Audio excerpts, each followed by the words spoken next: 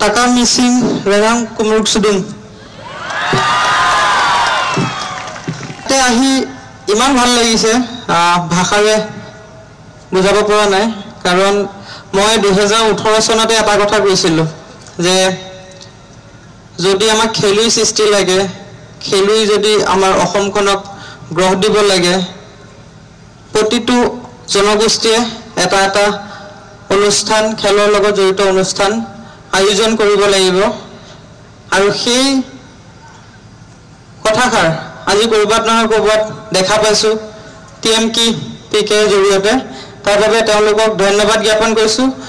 প্ৰতিটো জনগোষ্ঠীয়ে মিচিং জনগোষ্ঠী তথা টিএমকি ছাত্ৰ সংগঠনক অনুসৰণ কৰিব লাগে